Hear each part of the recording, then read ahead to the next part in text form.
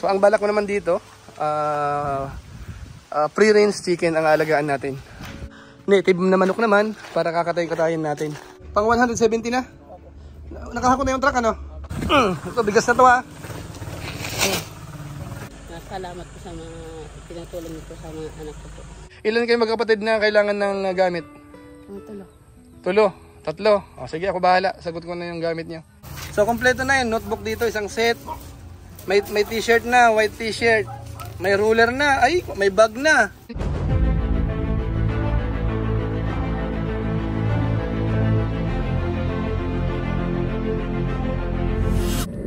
Ayun, shoutout guys, muli po, welcome sa ating YouTube channel. At ito po si Kuya July, ang inyong katugang, ang inyong kalingap. Meron lang tayong pupuntahan, dalawin natin yung dati nating tinutulungan.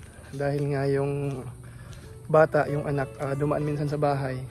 Gusto yata mag-aral kaso wala pa masyadong gamit. So alamin po natin, tingnan natin kung anong pwede nating may tulong. So ito, balik tayo, dahil kanina mukhang walang tao.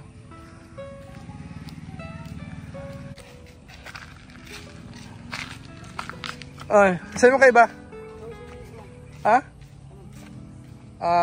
Kapatid mo? Asan siya? So, tulog pala, kaya pala kanina walang ano. Tulog si... So, ito na yung ano natin, yung ano ginawa nating maliit na ano, tirahan nila. So, ayan, wala yung nanay nila. Wala. So, anong problema? Sabi mo, ano, mag-aaral ka na? Ha? Kailan? O bukas. Anong problema? Ha? Gamit? Walang notebook?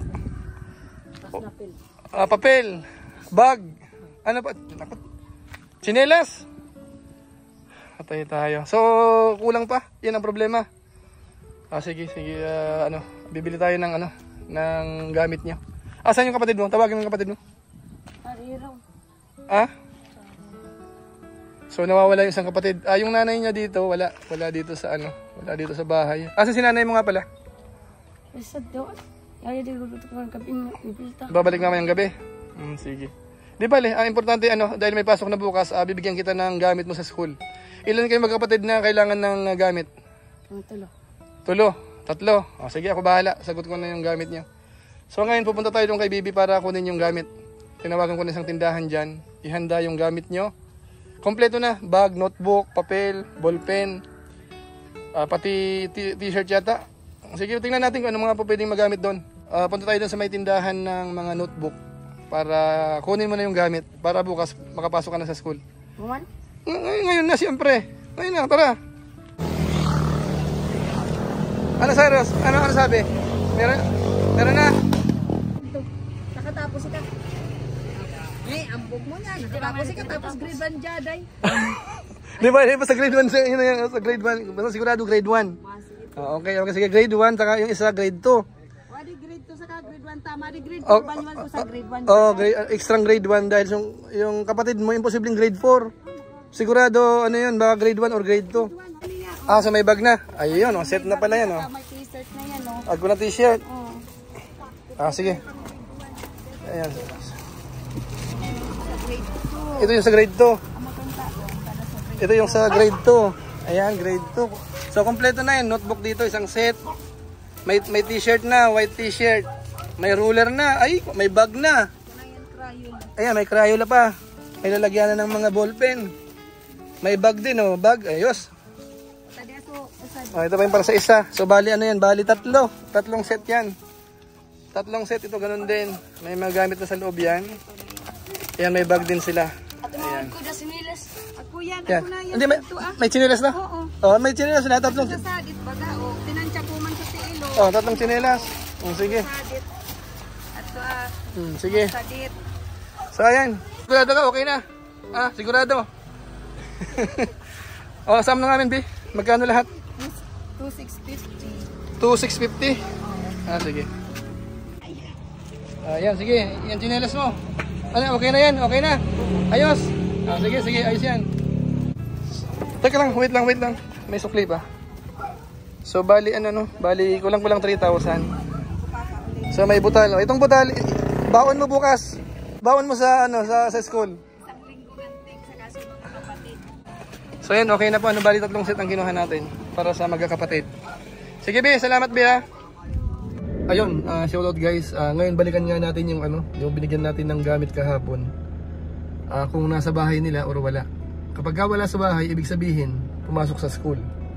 O kaya naman kung nandyan na, dahil hapon na ngayon, baka half day sila. So daanan ko sandali dahil pupunta rin ako doon sa may ano, doon sa may tabing ilog at anihan ho ngayon eh. Silipin ko yung ano po doon, yung paghahakot ng palay. So tara na. Ayan. Ay. Mukhang walang tao pero may manok eh. Ay meron. Ayan meron. Andiyan sila. Naku hindi pumasok. Oh. Sabi papasok sa school. Si Cyrus. Si Cyrus nagklase? Si Cyrus.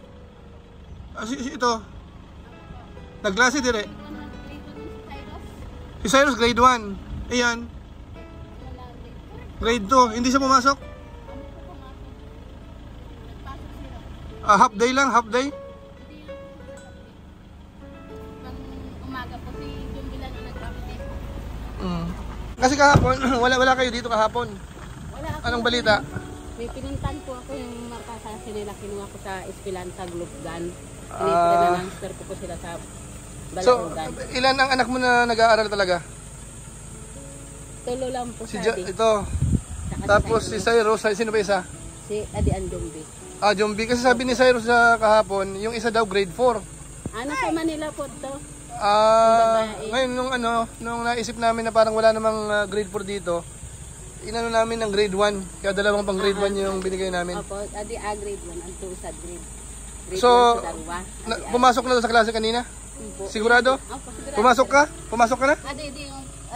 Nagkuha ka dahil sinilas. Hindi kasi yung tsinelas na binili, hindi kasya. Sige, bibilang kita ng tsinelas uli. Ito, okay sa kanya. Okay. Sapatos na sana? Sige, ito kay sa tindahan. Gusto mo sapatos? Hindi na bukong tsinelas? Yan, saka bakal ko pa yan sa kasi natatay ko yan sila sa ito yan, yung panakulay asul talaga dapat. Uniform. Bali yung binigay ko kahapon, mga t-shirt na puti na pang ilalim yun. Pwede yung po. Pang ilalim. So, kailangan nyo pa ng pang uniform. Pero nagpatay ka na? Hindi, pa lang po kung tayo, dapat man ako nagpatatay. Hindi pa, magpapatahi pa lang? Magkano raw ang uniform? Kanto yung tinanong ko na kaya sa kanda, pag natay ko ako, matutubog 1.5 daw po yan. 1.5 yung tatlo na. Yun po. Sige, tingnan natin kung hanap tayo ng diskarte ulit para magkaroon ng uniform. Pero ang kuha ko sa di kuha, ang kuha ko na natay na. Ready-made na. Magkano yung ready-made na? Sabi po bula. Magkano? Tinanong ko na po yan nga, nantas ko 500. 500 ang isa? Salos pareho lang. Bahala ka na. Kung gusto mo ng patahi or ready-made, walang problema. Opo. Para lang makapag-aral yung mga anak mo. Opo. May bigas pa, wala na? Meron po yung binigay niyo lang po. Konti lang yun kasi nagpunta sa bahay naman yung isa si Cyrus. Wala daw bigas. So binigyan ko ng kapiraso. Tapos nasa trabaho pa kaya ako sa agam ko. Di ba? Kakakate ko. Hindi mo yata kasi nasikaso mga anak mo eh. Yan ang mahubad na naman oh. Lakwatsa ka ng lakwatsa eh. Ang kuka kaya ako inaagi kaya ako yung kuha. Sige di bale, may dala akong bigas dito. Kunin yung bigas dito. Ito. Ayun, kaya ko naman siguro pa. Kaya pa naman ang lakas natin kahit may trangkaso tayo. Tara, doon. Ito, bigas na to ha. Ayan. So, uniform lang kulang. Uniform. Sige, paggawa mo na yung uniform. Pag nagkapera uli ako, ibigyan ko ng pang tubos. Alis na ako. Ano masasabi ninyo? Salamat po. Salamat po sa mga pinatulong nito sa mga anak ko po. Dapat kasi Nanay Rose, asikusin ng mga bata. Linisin dito tapos nung nakaraan nagpunta sa bahay, nagugutom daw yun. Ay, si Cyrus lang po ang nagpakain ko lang po yung permisadi. Parang Asok. Kaya ang kinuha ko ni Ricky Boy, karugod po niya sa ano. Asikusin ng mga bata dahil kawawa naman. Kasi kapag maayos kayo, maraming tutulong sa inyo. So okay na tayo. Okay na. Ano yung tsinelas na lang, sapatos ang kulang sa'yo. Sige. Paalam mo na kami. So ayan po, buti nandun na yung nanay. So binigyan na rin natin ng bigas dahil mukhang nagugutom dahil yung bata kahapon nagpunta na din sa bahay. Wala raw isasaing. Kaya binigyan ko ng konti kahapon, tapos ngayon nabinigyan ko ng marami-rami. So ayun, punta tayo dito sa may sa may tabing ilog. Tingnan ko lang yung hinahakot na palay kung ilan na yung nandito. Tapos uwi kagad muna tayo. Mamaya tayo pupunta doon sa sakahan dahil masama pakiramdam ko. Nahihirapan akong pa eh. Mamaya siguro kapag hindi na masyadong mainit. Bali, 50 yung isang hilera. Nakapilang akot na ka mo? 170. Pang 170 na? Nakahakot na yung truck 60. 60? Okay. 170.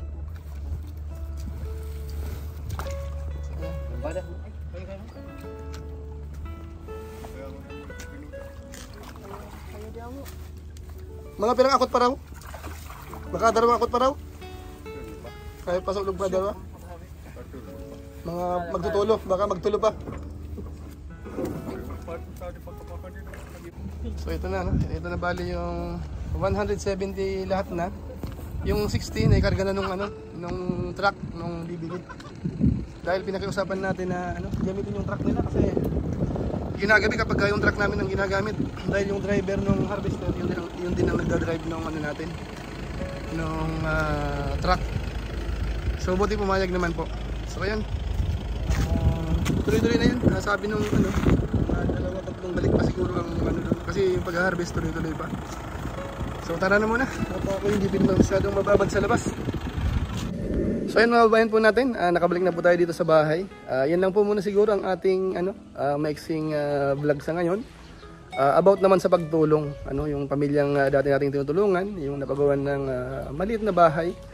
So yung mga bata gusto mag-aral, kaso nga lang po kulang ng gamit. So sinagot po muna natin. Tapos binigyan natin ng bigas kanina. So yan lang po muna siguro. Ngayon bago tayo mag-end, siguro ipasalo kayo dito sa ginagawa natin dito sa bahay. Bali ito yung pinagawa nating garahe. Ayan, extension. Yung dating natin, dryer, kinonvert ko na sa garahe. Tapos nag-extend tayo dito. Tapos sa likod, meron na naman tayong ginagawang structure. Dahil mag-aalaga tayo ng manok. So ngayon nagbubuhos na po ng poste. Ayan, so pang poste yan. Siguro kilala nyo yung naghahalo. Yung magaling sa chicks na binablog natin dati. Ayan yan. So ito na ang gagawin naman natin dito. 6 na poste. Lahat. Tapos yung lumang binaklas natin doon sa bahay. O yung pinaka main truss niya. Matibay yung kahoy. So yun ang gagamitin natin dito. So ang balak ko naman dito. Free-range chicken ang aalagaan natin. Po pwedeng RTL na. Para itlog naman po ang paglilibangan natin dito. So abangan nyo po yan sa mga susunod na linggo siguro. Makabili na tayo ng ikukulong dyan pag natapos na. Tapos dito sa may likod din, sa katabi, native na manok naman ang alagaan ko dito. So may mga na ako dyan, may mga net na akong binili dyan. Kasi yung yung galing sa rice mill, ang daming ganyan So may mga minsan may mga kasakasamang konting yung maliliit na bigas, kinakain po yun ng manok. So dito ko naman yan ilalagay. Bali, pisnit naman ang ihaharang ko dito. At kakakompleto tayo. May free range chicken tayo para sa itlog. Native na manok naman para kakatay-katayin natin. Bukod pa dun sa 45 days na dati na natin inaalagaan. Ngayon nga po yung 30 pieces, tatlo na lang yata natitira. Kaya hindi na tayo bumibili ng manok sa labas. Yung sinasabi ko pong fishnet, ito nakabili na ako. Ayan.